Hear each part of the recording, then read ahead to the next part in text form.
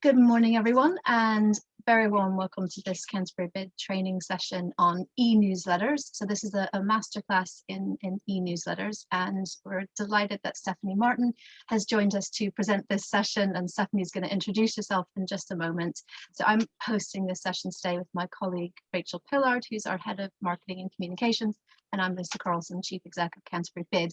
We run a number of training sessions, social media, planning law, business rates, all sorts of things, and those most of those are on our website. So if you've missed something, have a look. That's canterburybid.co.uk. You can rewatch most of our sessions there. And we're really pleased to be running this session this morning that Stephanie has been able to join us. We run most of our training sessions in the first quarter of the year, so we're happy to have this one now in June. We also run a number of networking events, and you'd be more than welcome to join us at those. Our next one is next week on the 15th of June, and it's a slightly different one for us because we've had, as you may know, a number of organisations have started to introduce net walking, so we're all getting out and about. And for us next week, we're going to do a breakfast networking at McDonald's, and followed by a litter pick and a bit of gardening in the city. So you'd be very welcome to join us for that. And Rachel, is there anything else I need to mention before we get started? No, I think that's probably it. Oh, just a quick plug, Medieval Pageant, 2nd of July. Hope you've all got it in your diaries. In fact, we are now in a season of all the activity returning, and we haven't had this for 2 years, so it's been fantastic. There's Canterbury Pride coming up this Saturday. There is the Canterbury Wine Festival on the 25th of June, and our award-winning medieval pageant with the over 4-meter giants returning on Saturday, the 2nd of July. And we're bringing them back out again on the 7th of July when the Commonwealth baton comes through Canterbury. So have a look out for all of those events also on our website. And then without further ado, I'll hand over to Stephanie. Hi everyone. Thanks for coming. So my name's Stephanie Martin, and I've worked in marketing and with email marketing for quite a while now. So I worked at The Guardian for 10 years. So I was head of marketing for The Guardian's business to business division. So we were marketing events, websites, content hubs, awards. And then after leaving The Guardian, I freelanced for a while, mainly in publishing and events. So I worked for Bloomberg, for the Financial Times, for TEDx London, all sorts, mainly, and HarperCollins. So I worked on the Collins English Dictionary for a couple of editions.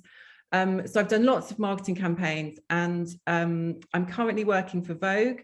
So I'm working for the business to business division of Vogue, which is called Vogue Business, and I'm head of marketing for Vogue Business. So all of the marketing that I've done in kind of events and publishing and everything, sort of email marketing has been like a massive part of that. So that's been a sort of constant, you know, whether I've been working on an event marketing campaign for the Financial Times or a kind of a content piece for HarperCollins, you know, email marketing's kind of always been there. And only really changing slightly kind of over the last kind of 15 to 20 years. Kind of the systems changed and the tech's changed, but I feel anyway that the principles have kind of remained the same.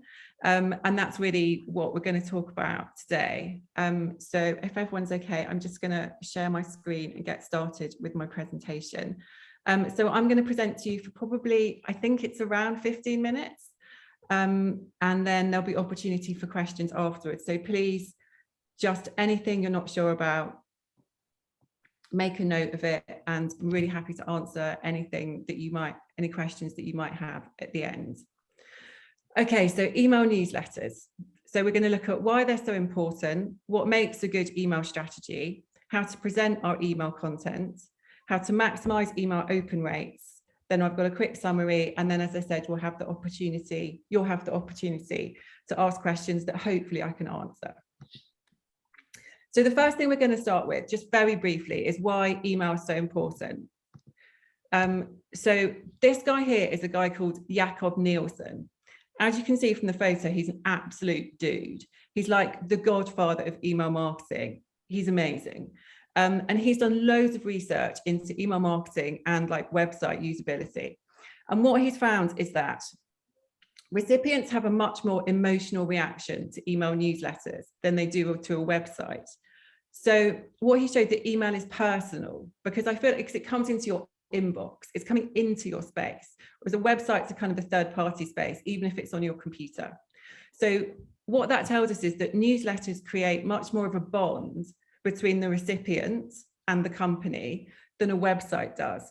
And for me, I feel like that makes it even more important that you get it right, because if you have a negative experience or something doesn't work, there's that emotional reaction rather than just a kind of more of a just, oh, that doesn't work, doesn't matter. There's that emotional reaction, and it will, I think it can really color how you feel about that brand or how that company. So I think that emotional connection means it's really important that we get it right. So then we need to think about what makes a good email strategy. And obviously this is quite an enormous topic that I've tried to condense into one slide. So forgive me if it's too brief, but I've just tried to sort of condense kind of 20 years into one slide. So the most important thing in terms of an email strategy is who's going to receive it. So you can have the most beautifully written email with the most amazing images, the most genius subject line, but if it's going to the wrong people, you're wasting your time. So who's going to receive your emails? Do you already have a list, or are you building it from scratch? If you're building it from scratch, obviously make sure your data capture mechanism complies with GDPR, you have opt-outs in there. And then I always think that it's much better to have incentives to encourage people to sign up to your email list. Whatever you can offer them will help. And I think that you should make your sign up, your call to action, compelling. So instead of just having sign up for your weekly newsletter, I'm like, well, why? You know, why should they do that? You know, you could try something like receive special offers, exclusive invitations, unique discounts when you sign up to your email newsletter. Like, give me a reason to do it rather than just telling me to. And then I think second from recipients is, in terms of what makes a good email strategy, is knowing what the purpose of every single email is. Like before you start writing it, you need to know what you want the recipient to think and do. And if you don't have that purpose, don't send an email. Even if you send one every single Tuesday, if you haven't got anything to say that Tuesday, don't send it. No one's going to sit there thinking, oh, I haven't received my email today from so-and-so. They're not. If you haven't got anything to say, it's better not to send it. However, hopefully you will have valuable content in all of your emails. And then what I mean by valuable content is that it's valuable to the recipient, not to you. And you always, always, always have to think about it from the recipient's point of view. If you've been doing stuff, fine, they're not interested in that. If the stuff that you've been doing benefits them, then you should tell them about them. Like, it really drives me mad when I get emails from companies that say things like, oh, we've redesigned our website, or, oh, it's my second birthday. I don't care about that unless that means something for me. Are you offering me a discount because it's your birthday? Does the fact that you've redesigned your website mean now the search function works better? They're all good things, but tell me about those things and what it means for me rather than what you've been doing. So back to that, that's just a little pet, sorry, go off on a tangent, a little pet hate. So back to valuable content. So content that's interesting, useful, or directly beneficial to the recipient. So for example, discounts and offers, product reviews, tips and how-to guides are always great. Competition, so people can win stuff, or then aggregation, which is always really useful. Everyone's time poor. So if you can aggregate whatever sort of content that you're putting out, whether it's news, offers, whatever, that's useful for the recipient. And then we're going to think about, so we know we've got our list, we've got our content, and then we have to think about how we're going to present that content. What we know is that the average time allocated to reading an email newsletter is 10 seconds. So what that means is that your email has got to be scannable, because you've only got 10 seconds to capture that person's attention. So how do you make it scannable? So you break your content into small, easily digestible chunks. So 2 or 3 sentences max. And then each chunk needs a headline and an image. And the images are really important because they're the most viewed elements of an email. So I've got a British Vogue example for you here, just to show you what I mean about the chunks. So you can see here on this email that every section is broken up. There's an image, there's a headline, there's a subhead, and then there's a call to action. And that's just a really clean, neat way of breaking up the content. They've also got, and then a hero image at the top, but again, that's still just a larger image with a heading, a subheading, and then a call to action button.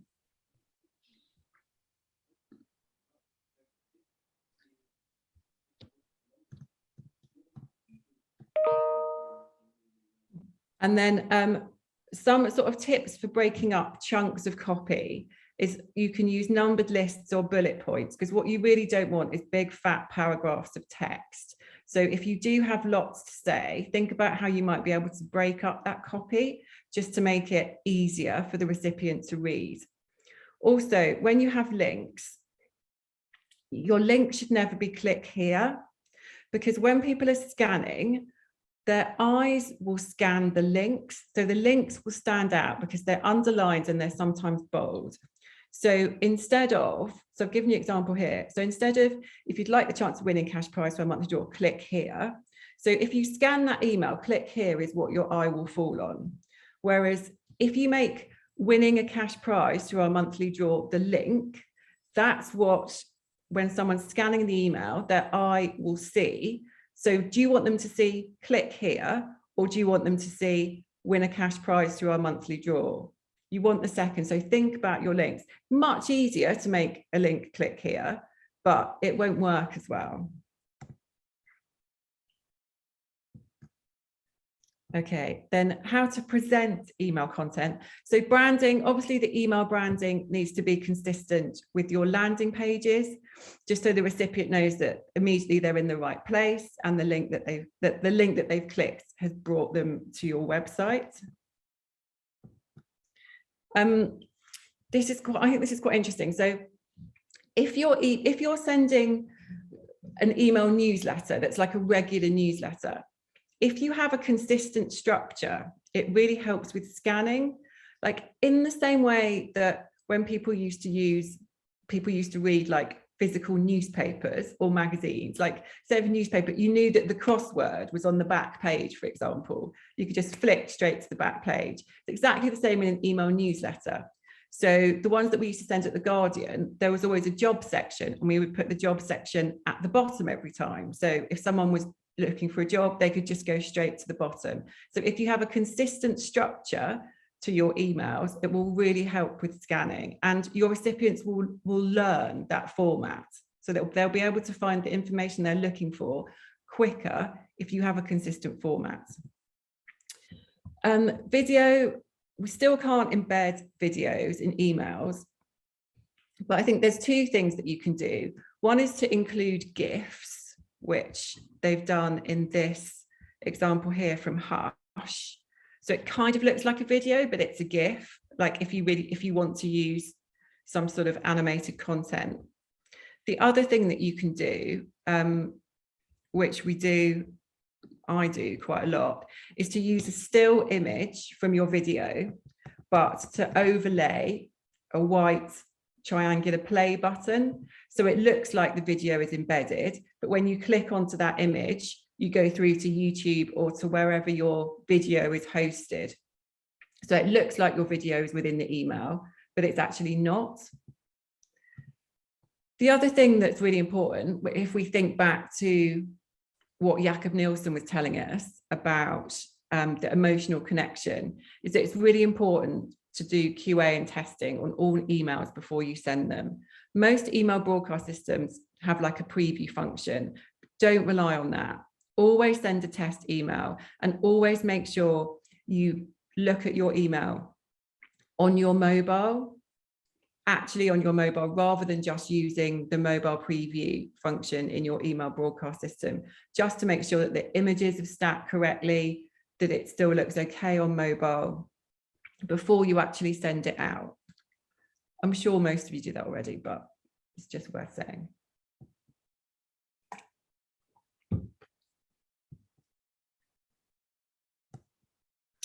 And then really importantly, we're just going to briefly talk about open rates, because your email can have beautiful gifts, beautiful images, be structured in the way that I've suggested, but if no one opens it, you've wasted your time. So it's almost even more important to think about open rates than anything else. So when we think about open rates, we need to think about our subject lines. So subject lines should be instantly understandable, not cryptic. No one's got time to figure out what you're talking about. The most interesting elements should be at the beginning, so you grab people's attention straight away. And it's got to be engaging, because your inbox is like a fight for attention. There's all these emails that want to be read, and your email is the one that's got to stand out with all that noise. So it should never, ever be, my example here, like my company's newsletter and the date. That's just a complete waste of time. It doesn't offer any information about the content of the newsletter. There's no incentive or benefit about why I should open it. I know who sent it to me. I know the date that it's just a complete waste of time.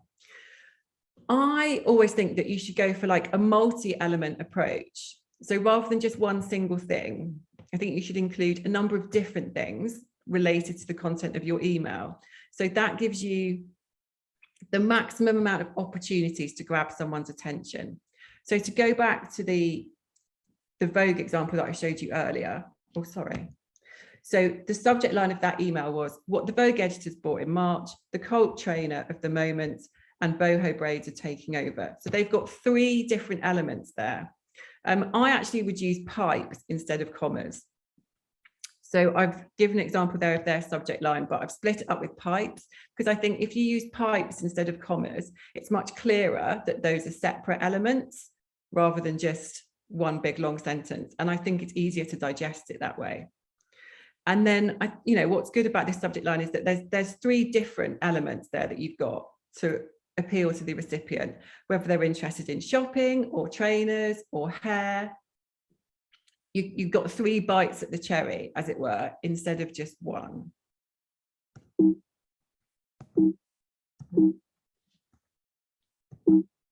on a sec. Sorry. It wouldn't let me carry on clicking through. One sec.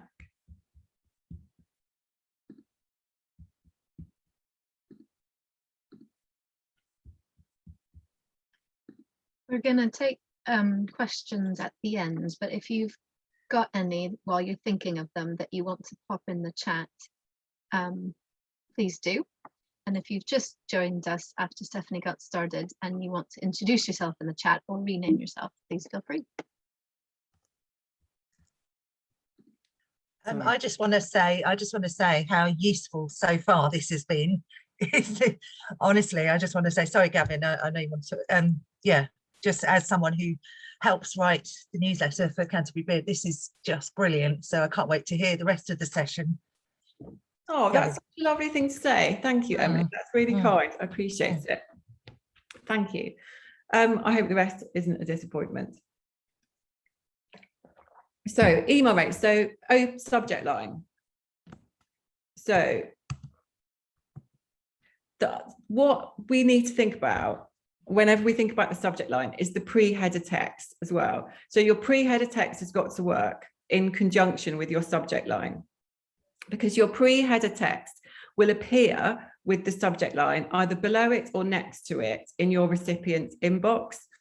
And what it does, it offers another opportunity to appeal to your recipients, and therefore it can influence your open rates. So there's an example here from the Hush email that I showed you earlier. So you can see here, their subject line is the key to city styling. Then they've used a pipe with sheer lux. And then their pre-header text is 5 looks for a metropolitan moment. To be fair, I'm not 100% sure what 5 looks for a metropolitan moment means, but let's assume it does mean something. That gives like another kind of incentive for somebody to open your email. So always think about your pre-header text. And just quickly, don't repeat the same message. So this email from Amazon here, for example, protect yourself from scammers is the subject line. Then their pre-header text is learn how to spot online scammers. And personally, I think that's too similar. You're repeating the same message. Like, they should have had something else in there. I'm sure there's more content in that email. Just don't just repeat the subject line. Oh, I can't seem to skip on. I'm really sorry. Hang on a sec. We're nearly at the end. So feel free to start thinking about your questions.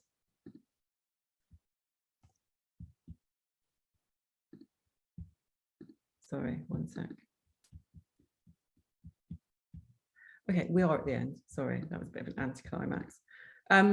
So just in summary, all of the things we covered very quickly. How long was that?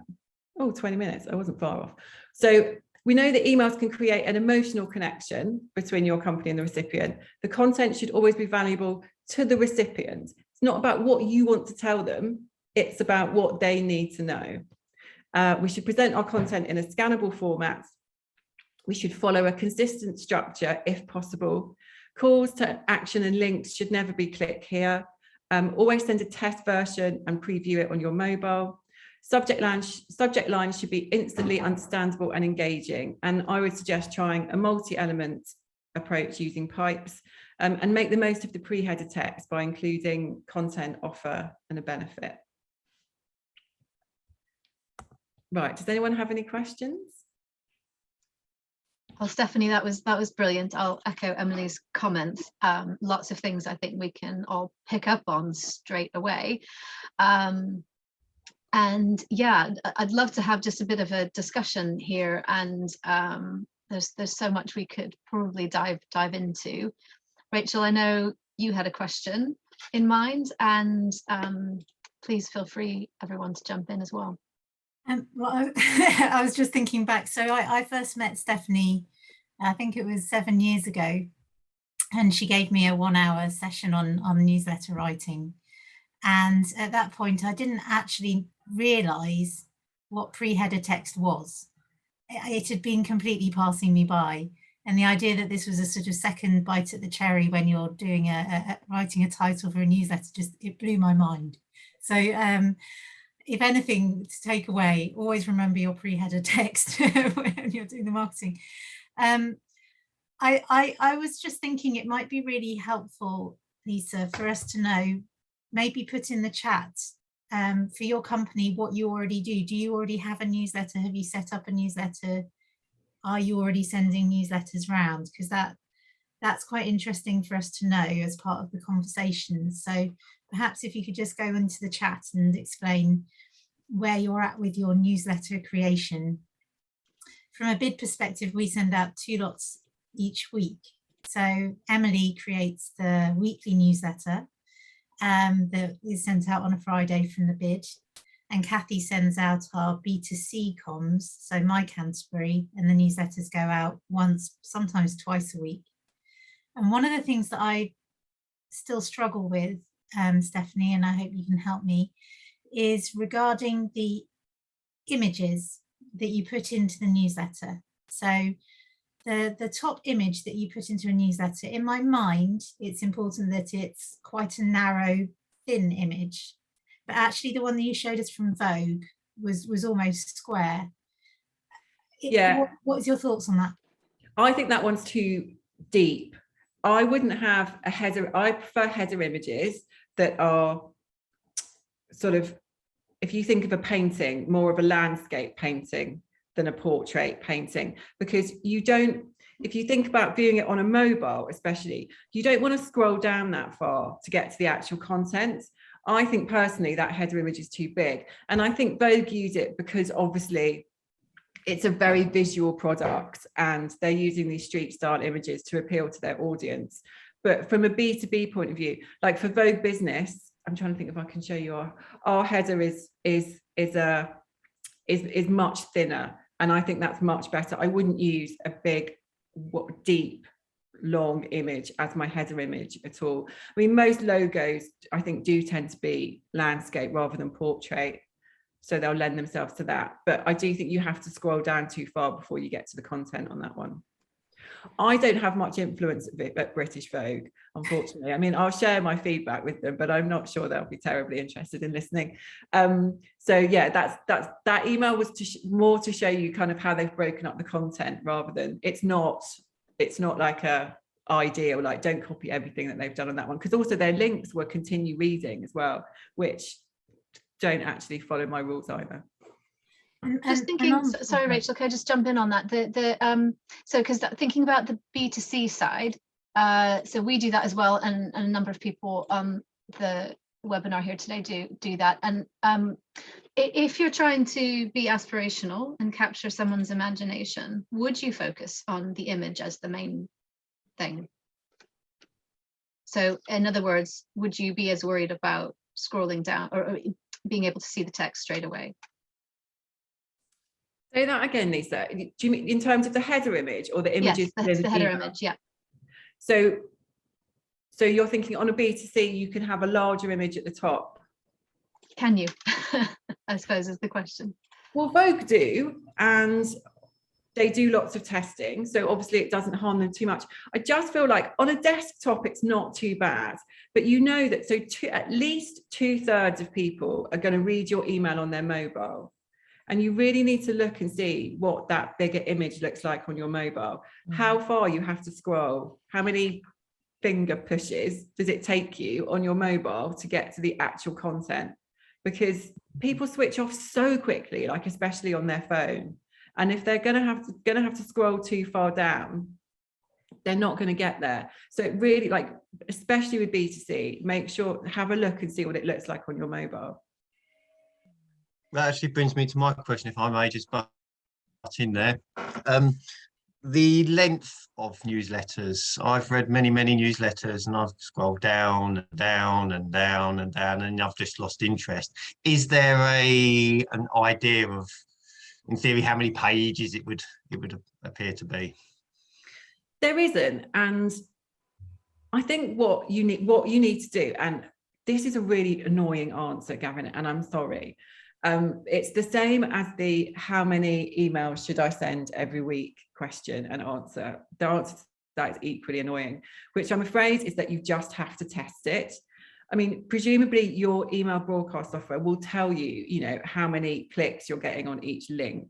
So, if your email is, half a kilometre long and the links at the bottom are getting no clicks and the links at the top, you can see the drop off, can't you? So you'll be able to tell pretty soon, I think. And I think what's hard is that, well, I know that I always create emails on a desktop. I've never actually wrestled with an email broadcast system on my phone. So you make it and it looks beautiful on your desktop and it's not too long, and then you look at it on your mobile and you're like, oh dear, I think we might have to cut a bit of that. So really just test it and see how your links are doing further down. Okay, following on from that, obviously you said about personalise it. People feel like they're going to read it as personalised.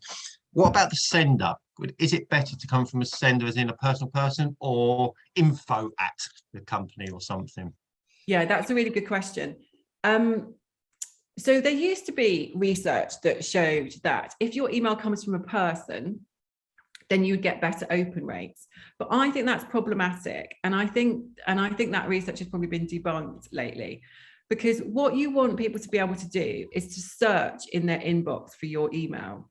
So if the sender was Rachel Pillard, for example, but you knew that you'd got an email from Canterbury Beard and there was something really useful in it, but the sender was Canterbury Beard, if you search for that within your inbox, you might not be able to find that email. So you need your sender to be, it should be searchable. Like if you booked, well, if you book flights with EasyJet, which hopefully you might be in a bit of trouble, but you know, you would know that you could search EasyJet, whereas if they sent the emails from Mary in customer service, for example, you might have more trouble finding those emails.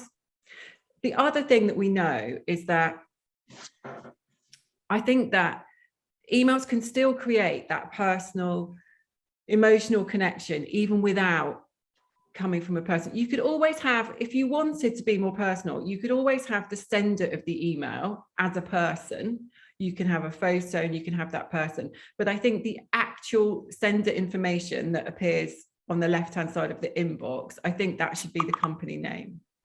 Brilliant. Thank you very much. Sorry, can I just ask another question, Stephanie? It's something that we've all discussed, and it's about timing. Is there a particular time that you would say avoid sending this email, you know, to avoid it getting buried beneath a swamp of stuff, and to also maximize the attention?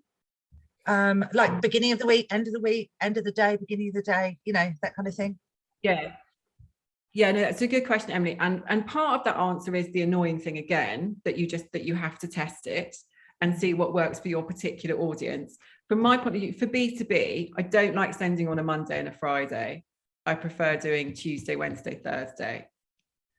That's what I found personally when going through the sometimes painful testing process, that Mondays and Fridays don't work, especially Monday mornings, especially Friday afternoons. So for B2B, I tend to avoid those. Okay, thank you.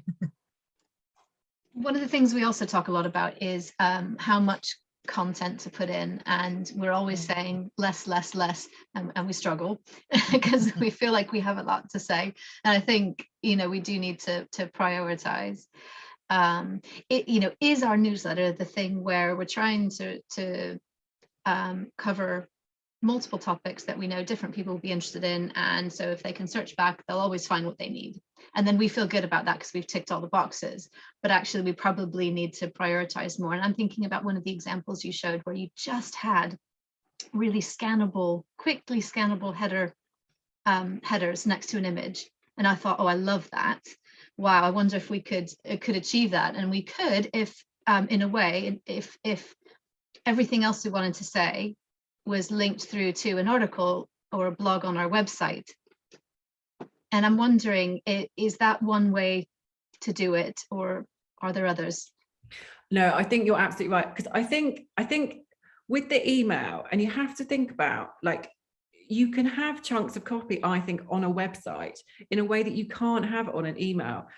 I think you need to think about your email as it's a way of driving traffic to your content.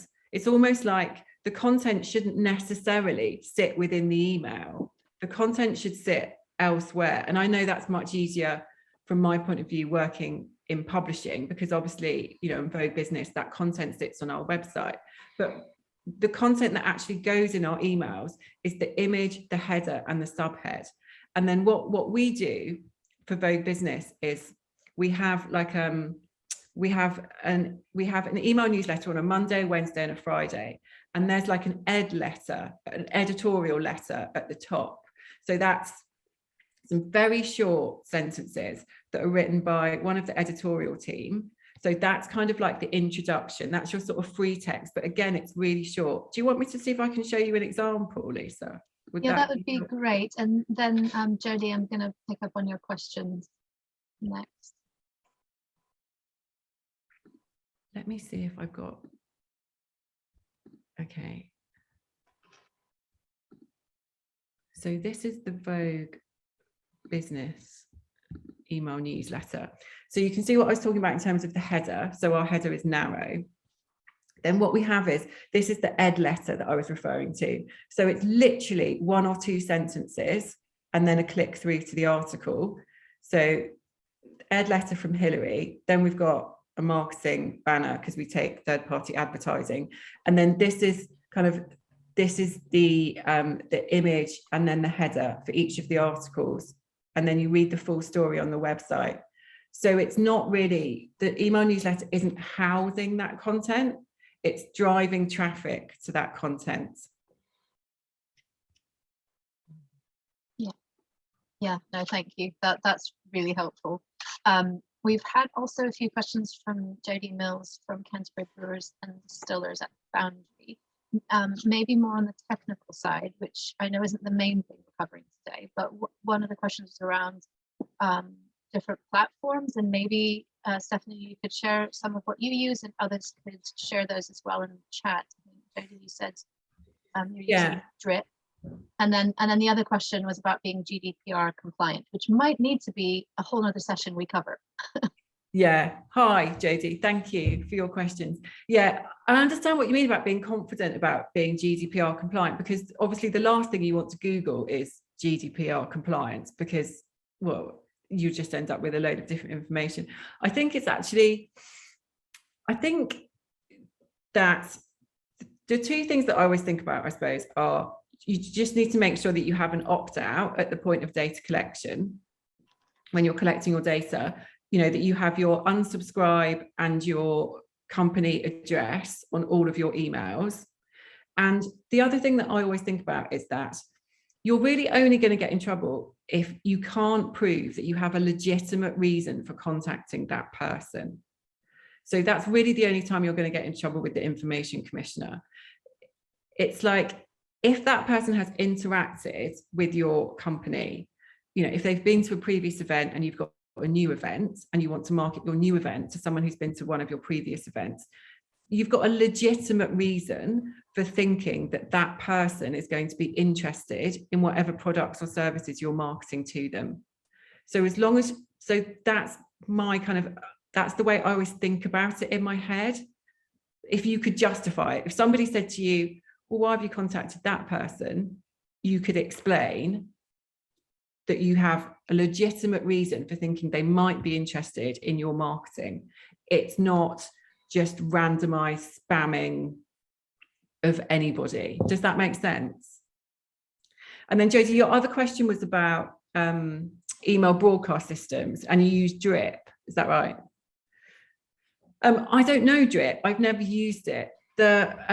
When I at Vogue, we use Sail Through, but I think that's probably quite a big, I mean, Condé Nast use Sail Through, so that's what we use at Vogue Business, and it's great, but I've no idea how much it costs, because obviously it's a Condé Nast thing. As a freelancer, I always used MailChimp, and I always found it to be really intuitive and great, and I never actually had any problems with it.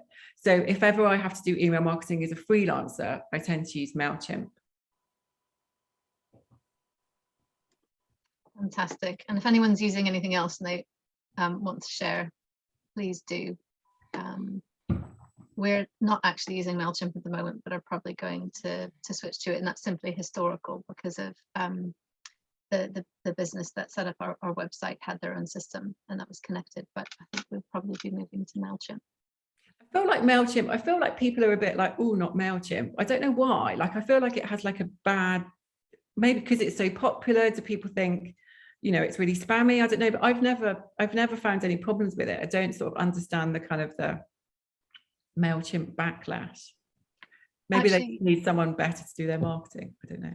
You've just touched on something which, so we probably all worry about whether our emails are going into people's junk boxes. And I wonder if you think that, it feels to me, but maybe this is because as a day job, I think about this regularly, that is it the case now that there's a general knowledge that if you want to receive an email from someone, you need to put that into your contacts or always check your junk? Or are there things we can do? Yeah, I think it's really changed now. Like in the kind of the old days of email marketing, you could never put things like free or special offer or discount in your subject line because they went straight into spam. That doesn't happen now. You know, really, unless you're going to put things like, you know, penis enlargement in your subject line, which I presume that you're not. That's, you know, you're not going to probably be hitting the spam filters. I think what's difficult now is obviously Gmail has the promotions inbox as well. So unfortunately, all of our Vogue Business email newsletters go in the promotions inbox rather than the primary inbox.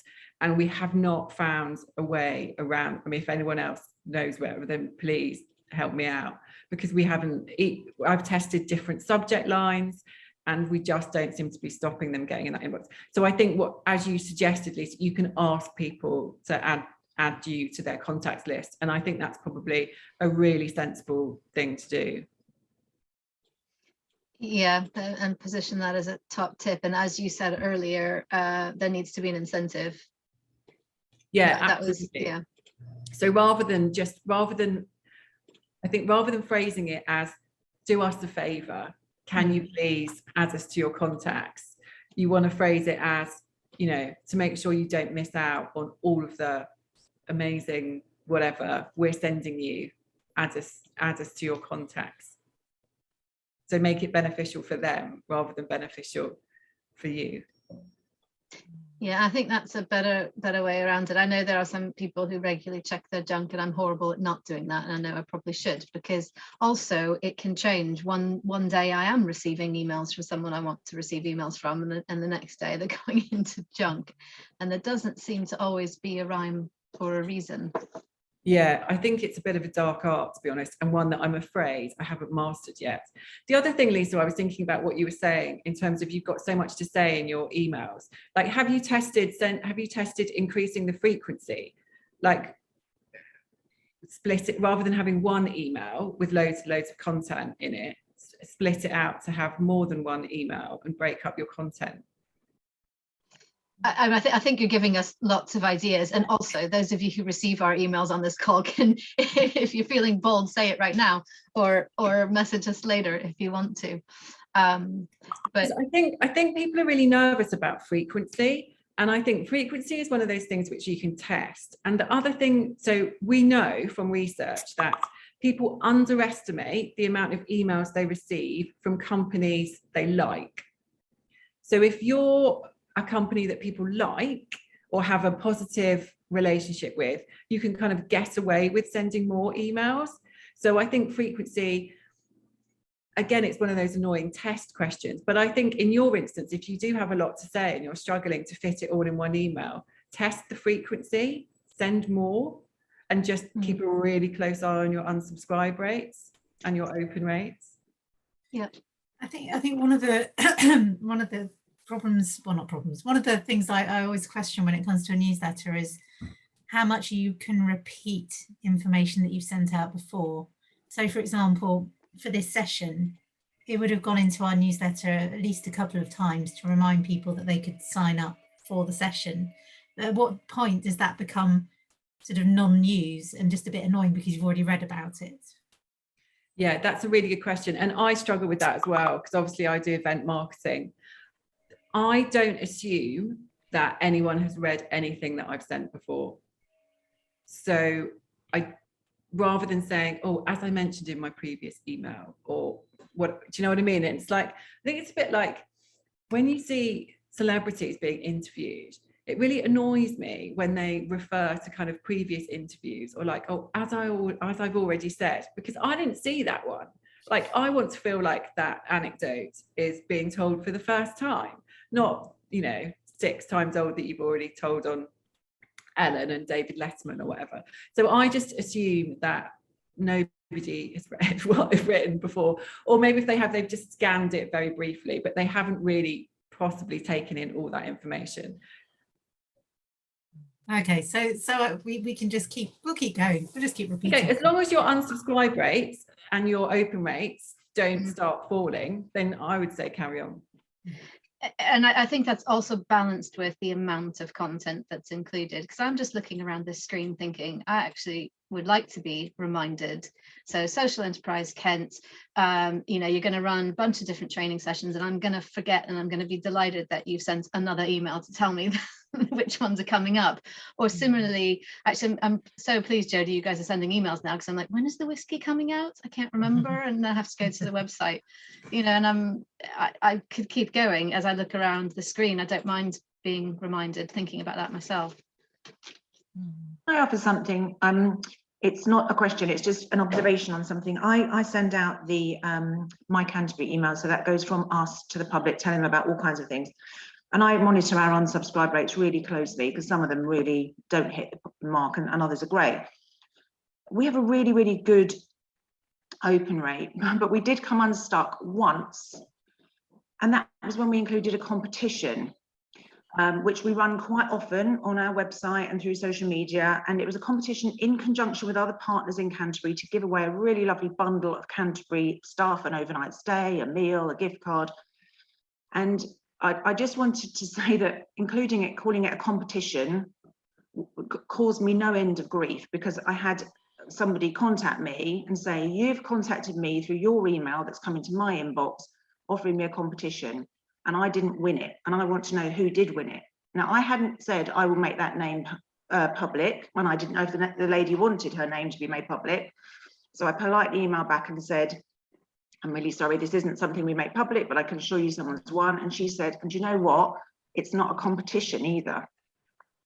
And to me, I'm thinking, hey? And she said, and I'm going to the Gaming Commission to complain about this competition. And I was thinking, oh, God, you know, I mean, I'm doing my best here. I don't know all the ins and outs of the legals and whatever, because it's not a competition. It's actually a prize draw, and you've misled me. And you know, when you just think, oh God, I'm going down a rabbit hole now. I was trying to do a really good thing and promote several things in conjunction with other partners. And so we had to stop calling things competitions, because technically they're not. Technically, to win a competition, you have to show an amount of skill. And I hadn't said, is it, you know, to win this, is the answer question, you know, to this question, is it A or B? And it took up like a month of my time trying to get this person off my case. So I'm just sending it as a warning. It's not directly to do with emails, but we did include it in an email. And because that email had gone into this person's inbox and they didn't win, basically, Before Stephanie answers, the flip side of that, it was a headache, but it was a brilliant problem to have, because it was our most popular competition. It was a stonking competition. I know, it was absolutely unbelievably successful, and it did no end of good for the other sides that we've been trying to do. But We should share our learnings. I unwittingly blundered into, I think, and not realised. And by including it in an email, I opened up to even more problems than I'd realised. So don't call it a competition, call it a prize draw, everyone. A stonking prize draw. There we go. I will change my presentation and take out the word competitions or put some sort of caveat. I think that's really interesting, because I think, unfortunately, some people have got quite a lot of time on their hands, and you know, we will come up with those sorts of things. And I can imagine that it took up a month of your time, and it must have been incredibly frustrating. But unfortunately, I think sometimes the only way is to learn, isn't it? And you just, you know, not to do that again, and now we all do too. So thank you. Just in terms of open rates for newsletters, what is the average, would you say? So I think it really depends. I think it depends on your kind of industry. So it varies from industry to industry. When I was at The Guardian, our open rates were sort of between 30 and 40% for our B2B newsletters. At Vogue Business, our open rates are between 40 and 50%.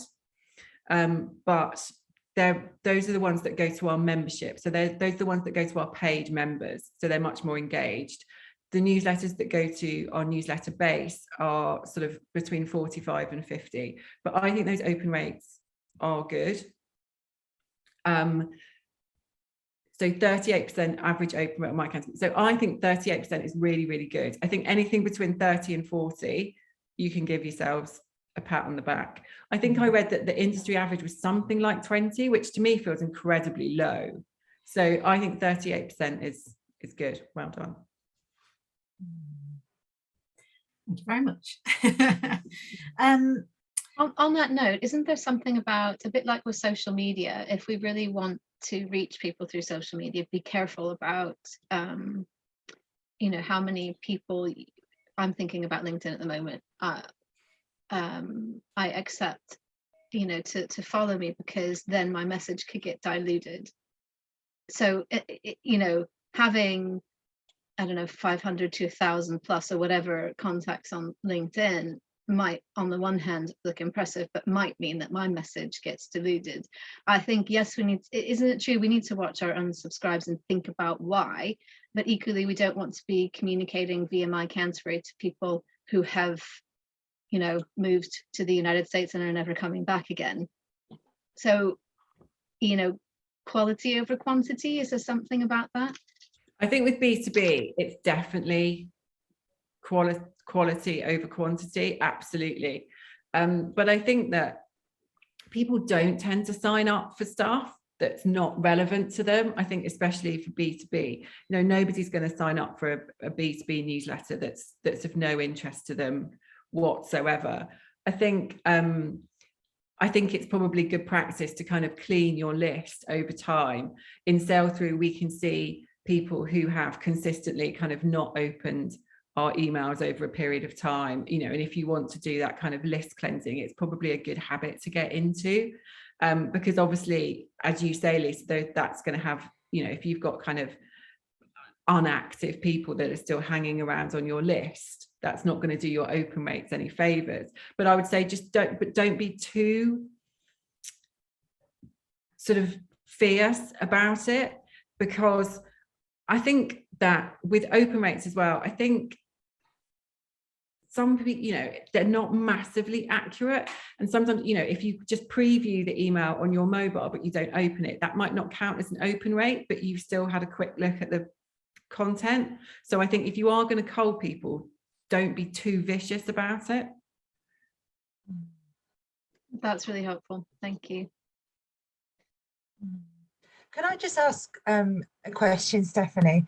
And this may be really ambiguous, but we often have a sort of battle, not battle as such, but getting more people to subscribe, like the businesses in the area. So how do you convince people who don't realise they need to read, you know, how useful the news? It's not just telling them about leisure pursuits, it's often about really key information about what's happening in the city, for example, but persuading them to sign up and persuading them that it's not just full of a load of, you know, advertising stuff.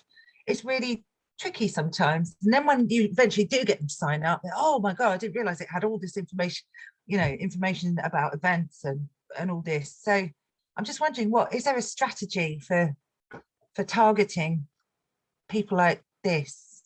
They're not so much customers, they're more businesses. Yeah. I think that's really interesting, and I think it must be really frustrating in a way that then when they do sign up, they're like, oh, it's great, I should have signed up a year ago, and you're like, yeah, why didn't yeah. And that's what I was telling you. I think that I think it's good practice to always have a kind of a forward to a colleague link on the bottom of your email. And I think that you could also do a kind of a campaign, like a forward, you know, make it more of an overt email, sort of saying forward to any colleagues that you might have, because for B2B, you know, colleagues are really, you know, I work with 20 people who, you know, have exactly the same work interests as I do. So I think that, you know, that kind of member get member marketing activity can be really, really effective. But I think always on the bottom of your emails, which hopefully you saw on the Vogue business example, we always have, you know, forward this to a friend, or forward if it's consumer, or forward to a colleague if it's B2B.